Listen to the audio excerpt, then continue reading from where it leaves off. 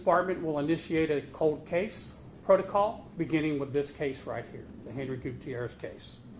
So what does that mean for us? We're going to do an in-depth review, utilizing a fresh set of eyes, reaching out to all of our partners. We need to be transparent in this investigation, and we're not afraid to ask for help. Again, the Texas Rangers, Conde Benoit, including their cold case unit, will also be assisting us through this. And if we need to reach out to further federal and state partners, we will do so. We'll also be looking at conducting a profile on our perpetrator or perpetrators.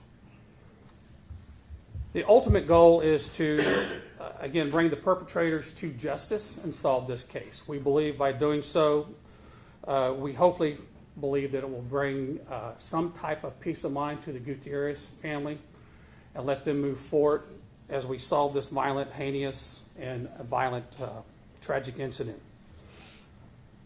I will also have two other speakers this afternoon. The first one is going to be Miguel Gutierrez. He is the son of Henry. I just want to make a few comments also about Henry. Henry was a long-time community member of the city of Schertz, very successful businessman, and had quite a bit to do in the success in the city of Schertz and moving forward. I think this is something that we not only owe to the Gutierrez family, but we also owe to the city and our community. That's why we're doing so. And with that said, I'd like to again introduce Miguel, who has a few words to say.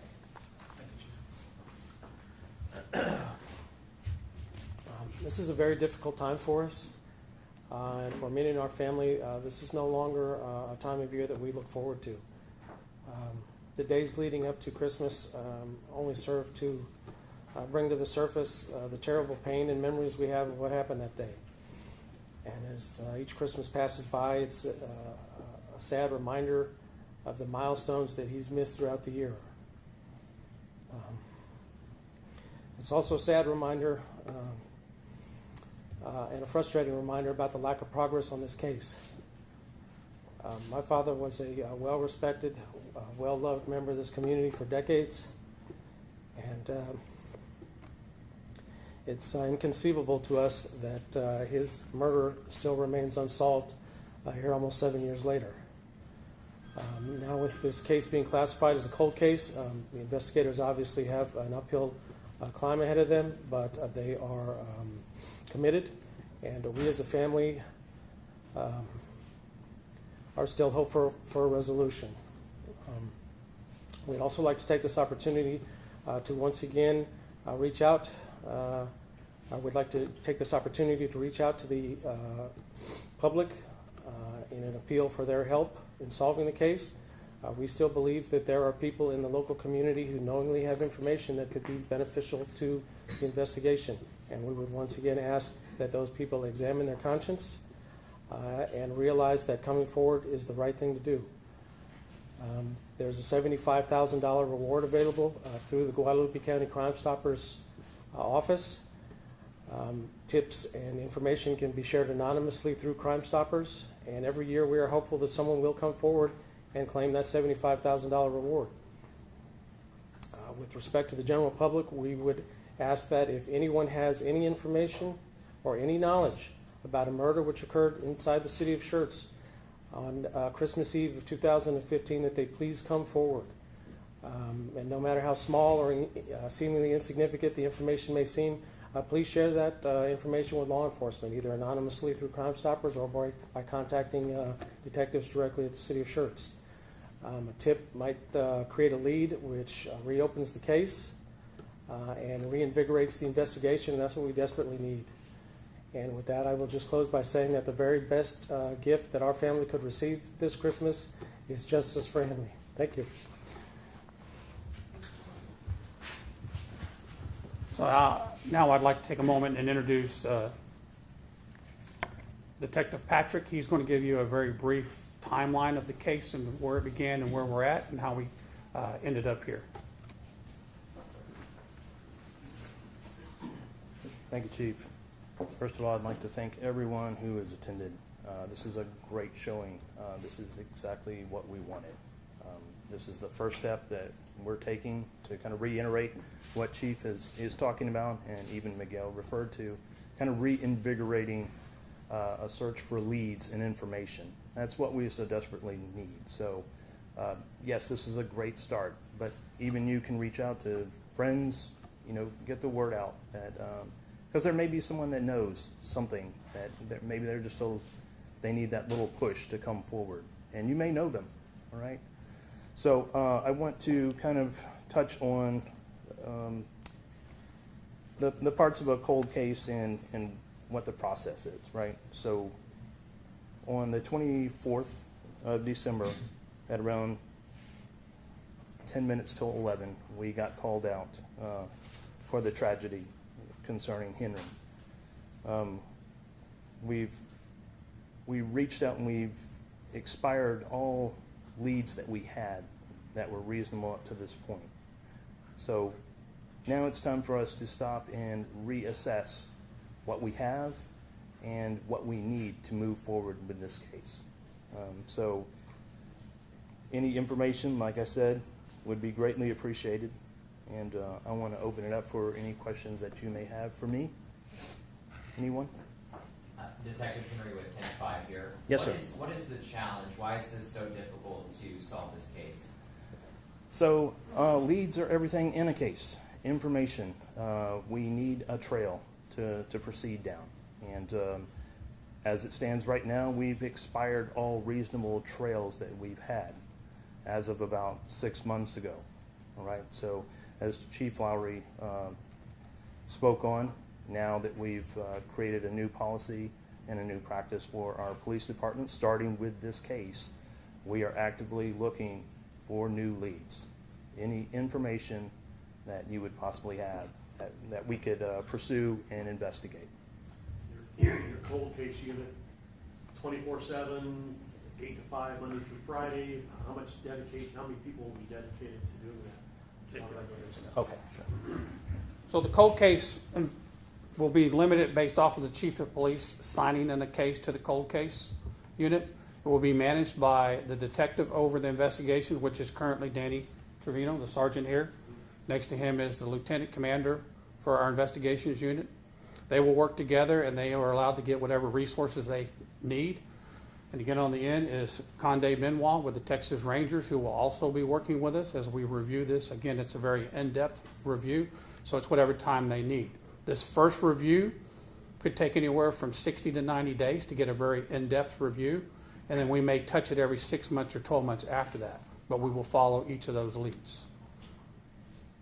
Previously, do we know how many detectives were assigned to this case, and how many is it going to be changed now with this review? So I don't have an exact number for you. We've had several detectives assigned to it. The current and most recent detective is Detective Patrick. He will remain as a resource so that he can help the new person that's coming in or whoever the sergeant decides to assign to this. His job is a resource to answer questions, not to direct him. We don't want any misdirections. I followed that lead. I didn't get anything. That's not an acceptable answer. They need to do their own review and come up with that conclusion. Let the facts of the case lead you to where it does. If it gets a dead end, it's a dead end. If it gives us a viable lead, that's what we're going to do. I'd like to add further to your question why we haven't been able to solve this. So this part of the review process, so we will also be looking at opportunities for the Schertz Police Department to improve anytime we have such an investigation, if we or tragically have another one, so that we ensure that we have the best possibility to solve it. So we take a close look also at our opportunities to improve. Has there been a person or persons of interest identified throughout? We have no person of interest or suspect at this time, sir. And again, as I said, it could be a perpetrator or perpetrators. We met, and I met personally with the Gutierrez family earlier this Monday, and we talked about those facts, and they're free to call me at any time. My commitment to them is that we would move forward with this investigation, and we would make it a cold case versus keeping it going as it was. I think this is the best thing, and this is the best practice, and this is what is needed to be an effective professional law enforcement agency. Chief, you mentioned earlier off the top that you'll be recalling witnesses. Is that? So we list them as a witness. So a simple example of that would be Miguel was the first one who actually found his father. So he's listed as a witness. Other people that workers were there may not actually seen the actual incident, but you're listed as a witness. So we're going to be reaching out to everybody that is listed into the offense report. Has the Texas Rangers been involved before? Oh, yes, sir. They were not involved in the initially, but probably 30 to 60 days after the case started, that's when they came on board.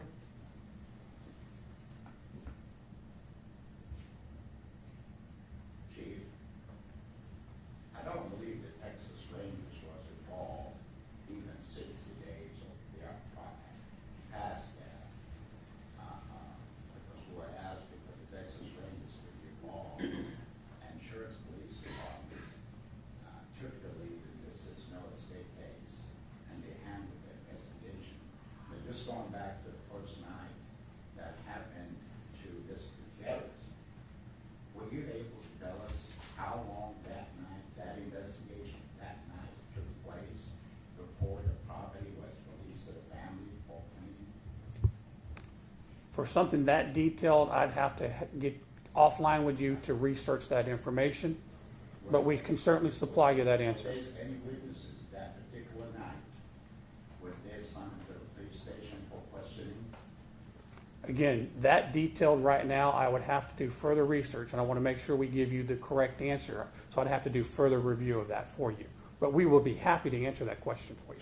The other final question is why Henry's vehicle was not reported to DPS as a missing vehicle, a stolen vehicle, that night, because it did not get reported to DPS until Monday. Okay. That vehicle was stolen. Those are very good questions which we're going to review, and those are opportunities. And I can be able to give you a deadline as to when the car was reported stolen, when it was entered on the NCIC, TCIC, and when it was actually recovered. We can be able to provide all that. I didn't get that in-depth and was prepared to answer that in-depth of a question for today's media release. It was more to move forward with this as a cold case so that we could conduct that in-depth review and to see what those opportunities were for us to improve and actually see if we could solve this case. Because we found out that the vehicle was stolen and also was not reported to Department of Public Safety and got reported stolen on Monday. Right. So a few days after the actual. Unfortunately, I cannot answer that for you. And again, the fact that you're saying that with authority, I can't tell you that's true or not, but we will get the answer for you. Thank you. You have time for one more question. Chief, what type of leads, if you could just kind of drill down to tell the public that you guys are looking for? Is it just more of a, did you see him that night? I mean, it's just, because obviously you guys probably are going to get an influx more of people that may claim that they saw something that night, but is there something specific that you want to disseminate to the public? Here's how I will answer that, sir. Regardless of what you think you saw, what you heard, third party or not, report it.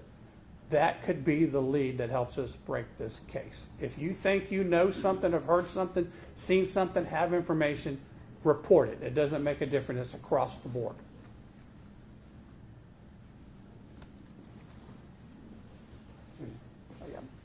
In closing, I just want to also make sure I thank the investigative team. They've stepped up to this challenge that I've given them to come up with a protocol and to move this case forward as a cold case.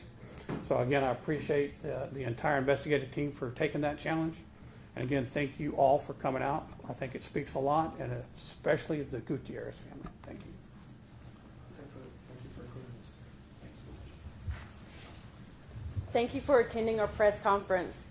As a reminder, you can pick up a copy from me of our press release, and I will also be sending that out to all of our press contacts. And shortly, sometime this afternoon, I will place the press release on our social media page. Again, thank you for coming out to our press conference.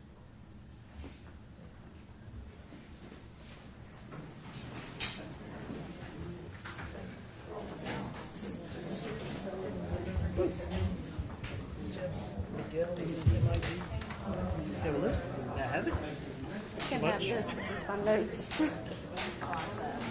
But I tell you what, you will write your, you can take a picture of it? I don't know.